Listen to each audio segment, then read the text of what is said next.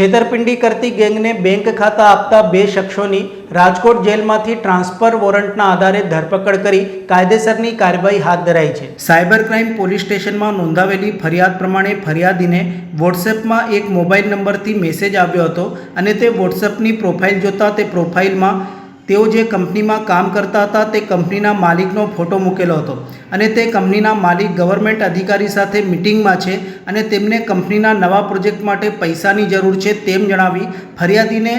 એક બેંક ખાતાનો નંબર મોકલ્યો હતો અને તે બેંક ખાતામાં 69 લાખ રૂપિયા ટ્રાન્સફર કરાવડાવ્યા હતા અને છેતરપિંડી આચરી હતી। આ મામલે વડોદરા સાયબર ક્રાઇમ પોલીસ સ્ટેશનમાં ફરિયાદ થઈ હતી। પોલીસે આરોપીઓમાં હાર્દિક ઉર્ફે રવિ રાજેશભાઈ પરમાર, ઉંમર વર્ષ 26, રહેવાસી રૈયા ગામની બાજુમાં light house building number 11, Rajkot અને નવાઝ ફારૂકભાઈ બુખારી, ઉંમર 26, રહેવાસી જામનગર રોડ, રાજકોટની ટ્રાન્સફર વોરંટના આધારે રાજકોટ જેલમાંથી કસ્ટડી મેળવીને ધરપકડ કરીને 1 દિવસના રિમાન્ડ મેળવ્યા હતા। વડોદરા શહેર સાયબર ક્રાઇમ પોલીસ સ્ટેશન ખાતે 38/24 એફઆઈઆર દાખલ કરવામાં આવેલ, જેમાં અંકુર ટેકનોલોજીસ પ્રાઇવેટ લિમિટેડ નામની કંપનીના માલિક છે એમના ફોટોનો મિસયુઝ થઈને એમના ફોટો યુઝ કરીને એમના એકાઉન્ટન્ટને એક મેસેજ કરવામાં આવેલ, જેમાં એમને એક એકાઉન્ટ આપવામાં આવેલ અને એકાઉન્ટમાં 69 લાખ રૂપિયા ભરાવવામાં આવેલ। જે બાબતે તપાસ કરતા અગાઉ આ જ કેસમાં 3 આરોપીઓ પકડાઈ ગયેલ છે અને જે બાબતે વધુ તપાસ કરતા 2 આરોપીઓ જેનું નામ છે હાર્દિક પરમાર અને નવાઝ બુખારી, તેમની એરેસ્ટ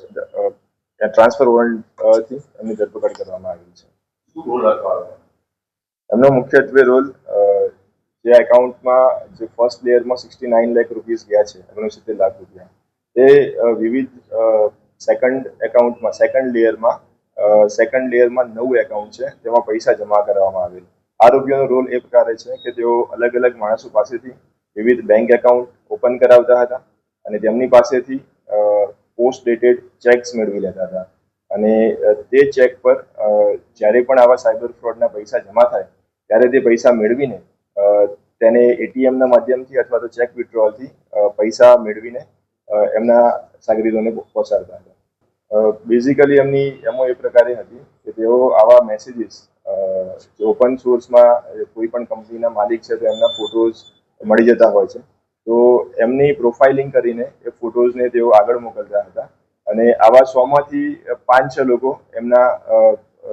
એમની ઝાંસામાં આવી જઈને આ રીતે એમનો ફ્રોડ થતો હતો। વોટ્સએપનું ડીપી જે છે, જે એમના માલિક છે, એનું સેમ ટુ સેમ રાખશે અને જે પણ ઓફિશિયલ કન્વર્ઝેશન એમની થતી હોય છે તો ઇંગ્લિશમાં એમને મોકલતા હોય છે કે આ પ્રકારે આ ક્લાયન્ટ છે અને ક્લાયન્ટની આટલા રૂપિયા પહોંચાડવાના છે, તો એ પ્રકારે આ કેસમાં એમને 69 લાખ રૂપિયા જમા કરવા માટે એક એકાઉન્ટ આપેલું, જેમાં એકાઉન્ટન્ટ દ્વારા એટલા રૂપિયા જમા કરવામાં આવે। પૂછપરછમાં એ બહાર આવ્યું છે કે આમાં જે સેકન્ડ લેયરમાં જે એકાઉન્ટ છે તે મુખ્યત્વે ગુજરાતના છે અને આ જ કેસમાં અગાઉ 3 આરોપીઓની ધરપકડ થઈ છે અને જેની લિંક દુબઈ સુધી પણ છે તે બાબતે વધુ તપાસ જારી છે।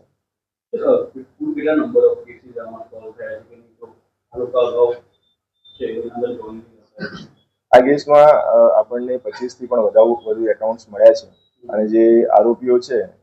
તેમની ધરપકડ વિવિધ પોલીસ સ્ટેશનમાં અલગ અલગ જગ્યાએ પણ થયેલી છે, જેમાં આ 2 આરોપી છે આપણે રાજકોટથી ટ્રાન્સફર વોરંટથી મળ્યા હતા, એટલે આમાં વધુ તપાસ જારી છે અને વધુ કેસીસ સોલ્વ થવાની સંભાવના છે। એમની ધરપકડ થયેલી રાજકોટ ખાતે અને ટ્રાન્સફર વોરંટથી આપણે એમની મેળવીને અહીંયા ધરપકડ કરવા